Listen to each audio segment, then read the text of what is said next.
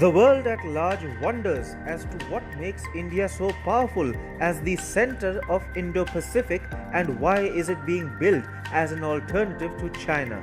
The answer lies in the Andaman and Nicobar Islands, an Indian archipelago located at the juncture of the Bay of Bengal and the Andaman Sea. Running in a north-south configuration, the archipelago is situated northwest of the Strait of Malacca, giving India the option of single-handedly blockading Malacca's western entry point.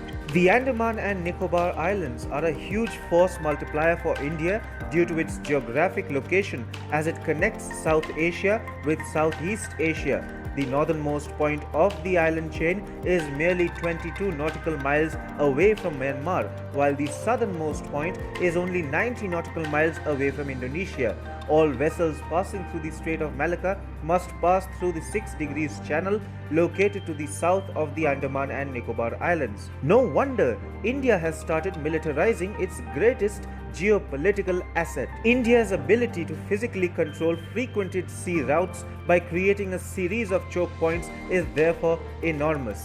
According to experts, the Indian base in the Andaman and Nicobar Islands can choke China at 3 different points. We are talking about one of the busiest stretches in the Indian Ocean region, as 70,000 of the 120,000 ships sailing through the Indian Ocean every year pass through the Malacca Strait. Moreover, a quarter of all oil transported by sea passes through the Strait of Malacca, and 80% of China's oil imports also pass through the Malacca Strait.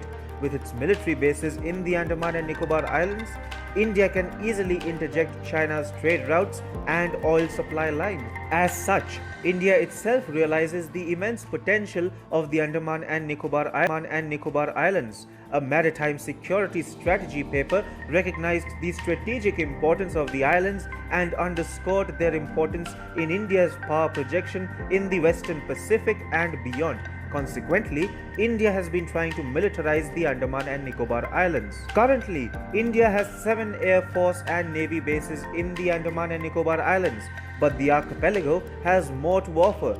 572 islands stretching over an area of 450 nautical miles and a total of 24 ports that are currently operative. If used correctly, the Andaman and Nicobar Islands hold the ability to bring India right at the center of the Indo-Pacific that can attract big powers like Japan, the US and Australia to India, and also India's neighbors and extended neighbors in this region such as Thailand, Myanmar, Indonesia and Vietnam. Consequently, India's Prime Minister Narendra Modi has been making all possible efforts to project Indian power through the Andaman and Nicobar Islands. Last year, India announced the formation of its only theatre command, the Andaman and Nicobar Command, with a budget outlay of Rs 5,650 crores, which is approximately $750 million.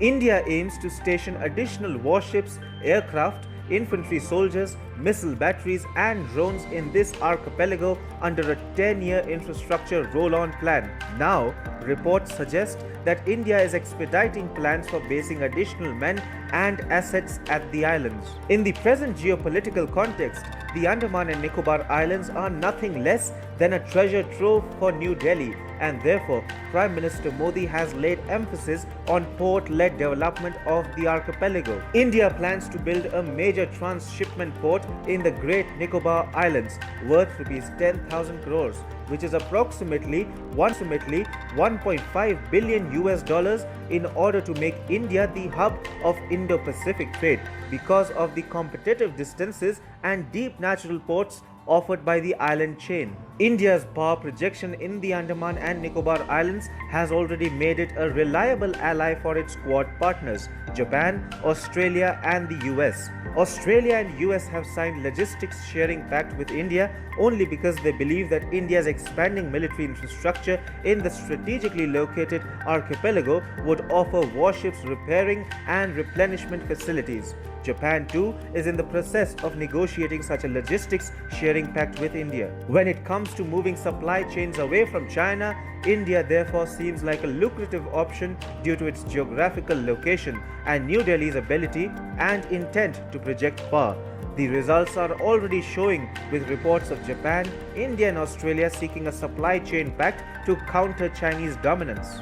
Apart from the bigger powers, it is the 11 Southeast Asian nations who can decide the future course of the Indo-Pacific. However, the ASEAN members are moving ahead very cautiously, ensuring that they do not recklessly antagonize China. China is too big a giant for the Southeast Asian nations, and they will stand up to Beijing only if the other side offers a very big deal. India is offering that deal with a militarized archipelago. The very fact that India is moving towards greater militarization of an archipelago located at the western entrance of the Malacca Strait would draw the ASEAN nations towards India. The ASEAN members would be led to believe that they have a powerful regional ally to bank upon. India's power projection in the Andamans is therefore rattling China, and at the same time making India an incredibly important Indo-Pacific player. A 450 nautical miles long island chain therefore holds the key to the future